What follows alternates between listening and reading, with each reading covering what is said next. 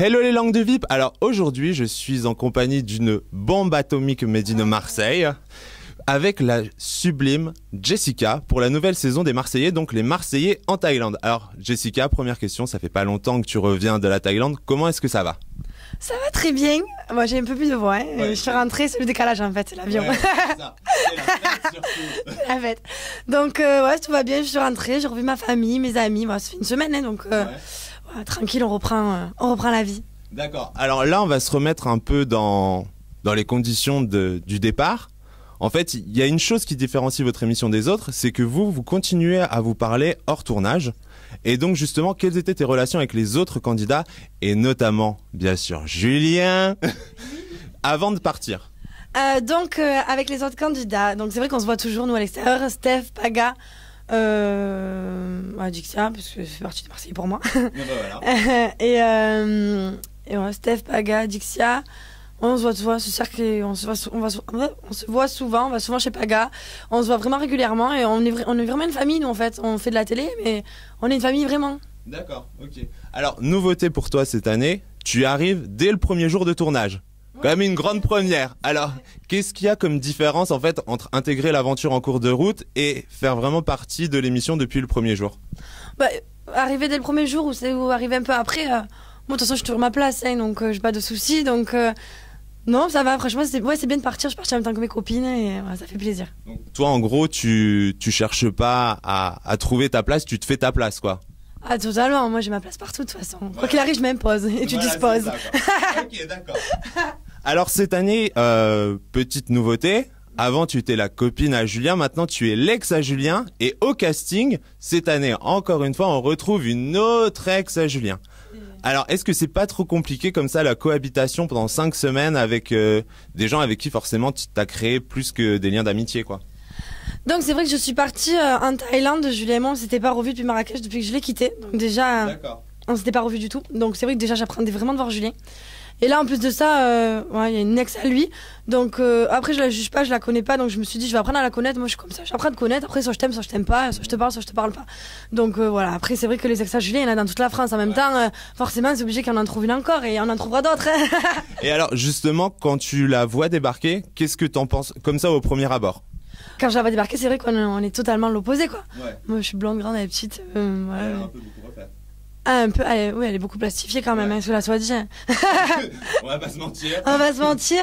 Mais après, non, après, je la connais pas. Je vais pas la juger son physique ou quoi. Donc, quand elle arrive, vraiment, je me dis, bon, mais je vais apprendre à la connaître. C'est une ex à Julien, mais bon, de toute façon, il y en aura partout. J'en croiserai toute ma vie.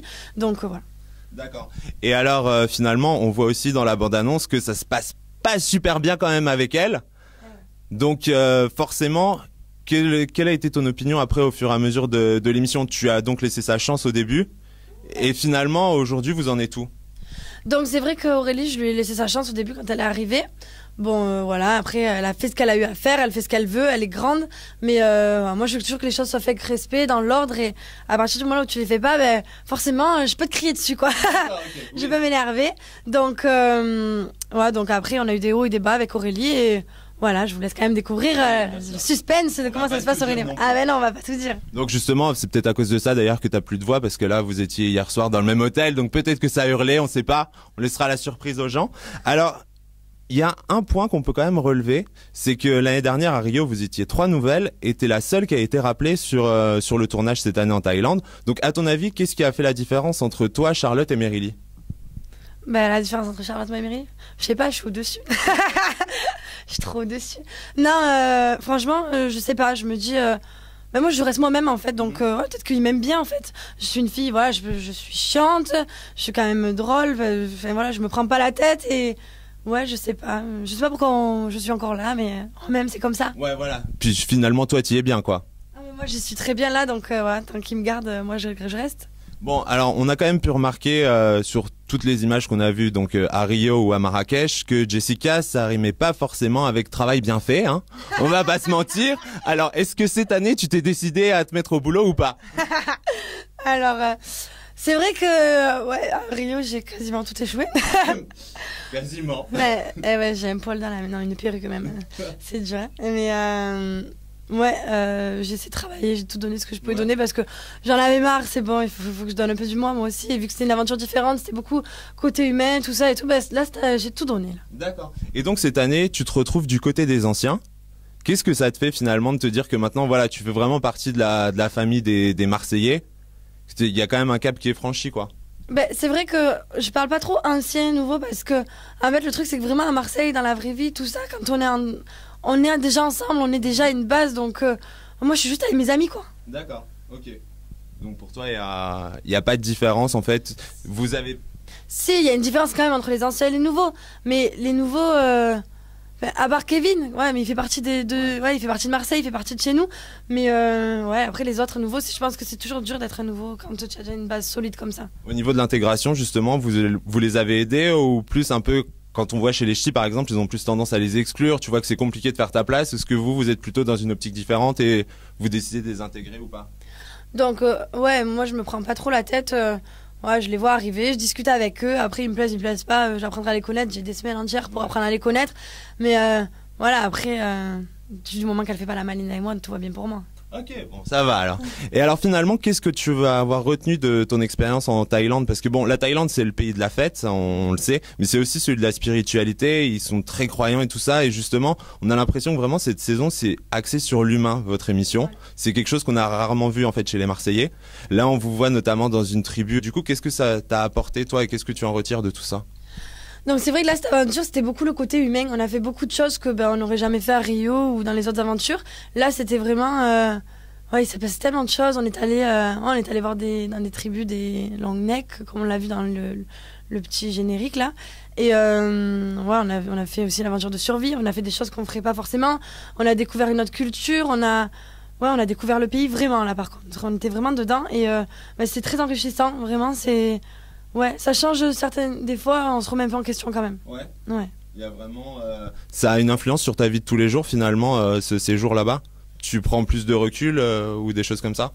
Bah, c'est vrai que je vais pas changer parce que je reste toujours moi-même, je suis toujours spontanée, je suis comme ça.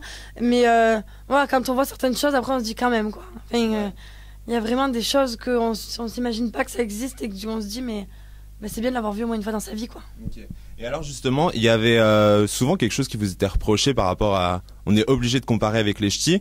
Et quand on vous avait vu par exemple à Marrakech, on s'était dit, ouais, les Marseillais, ils ont pas cet esprit de famille et tout ça. Et est-ce que cette saison justement, vous avez réussi à créer quelque chose, un espèce d'esprit de groupe en fait, rien que par rapport à l'épreuve de survie que vous avez fait avec Moundir et tout ça? Comment est-ce que tu as vécu tout ça, toi?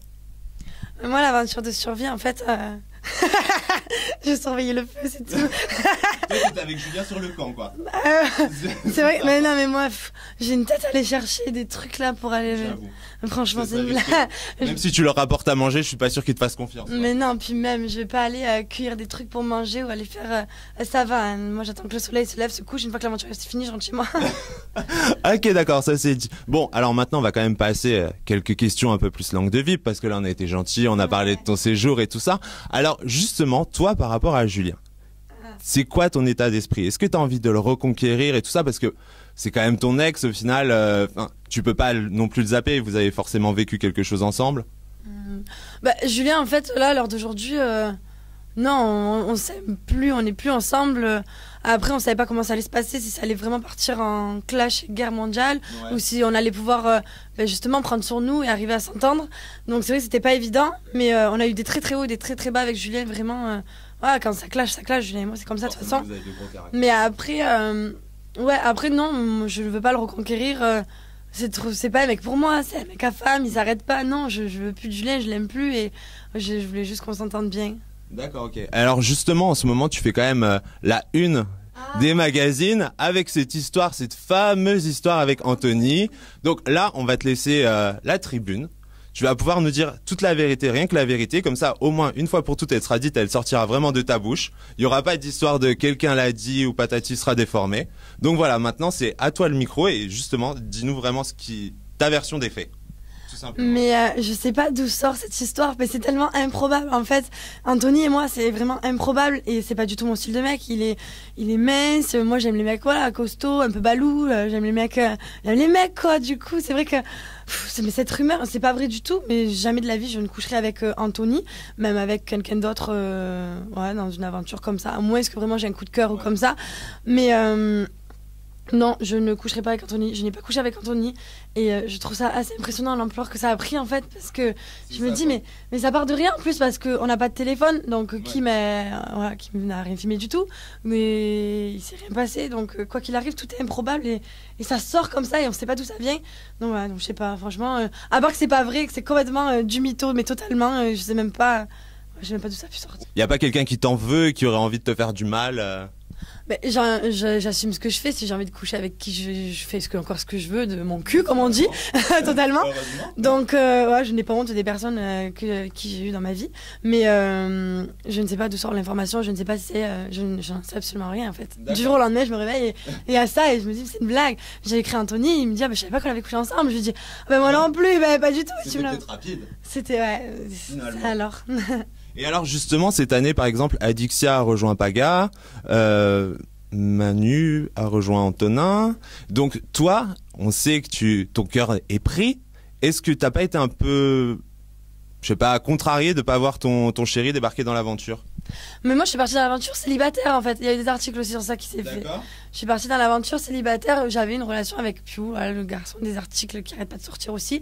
Et en fait on s'était séparés. Enfin, on a une relation entre Marrakech et la Thaïlande avec des très hauts, des très bas. Moi je suis partie en dispute. Je suis partie célibataire et voilà, donc du coup, moi après. Tu t'attendais à ce que personne n'arrive pour toi Mais même de toute façon, j'attendais personne pour moi dans l'aventure. Après, s'ils veulent me mettre un ex, ok, mais en général, je me remets pas à mes ex. Hein. C'est comme la prison. Si tu retournes, c'est que t'as pas compris la leçon. Ok, ça c'est dit. Ouais, non, du coup, j'attendais personne et en même temps, je pense que j'attends plus l'amour. Hein. J'attends pas l'amour. Pas à la télé en tout cas. Pas forcément à la télé, non, je m'afficherai pas une deuxième fois pour rien. Je me suis quand même fiancée avec Julien, j'ai quand même une histoire d'amour, je me suis fait afficher, j'étais cocu devant tout le monde et c'est pas évident d'avoir une relation de couple. Après, ça me tombe dessus, je le prendrai, mais je cherche pas l'amour. Même dans la vie, je m'en fous maintenant, je vis, ça arrive, je vis au jour le jour. Voilà. Et justement, est-ce que toi, ça pourrait être un concept qui pourrait t'intéresser? Parce que là, on voit qu'il y a pas mal de Marseillais, justement, qui font partie du casting de la Villa des Cœurs Brisés, là. Machin pour trouver l'amour. La Villa des Cœurs Brisés, ça va, j'ai pas l'air tant désespérée quand même. D'accord. Faut arrêter d'inventer. Non, je sais pas, je connais pas en fait, je connais même pas le concept, je sais pas trop. Donc moi, je suis bien, je suis mes Marseillais, il y en a 6 tout. Donc pour toi, les Marseillais, c'est très bien, t'as pas envie d'aller voir ailleurs?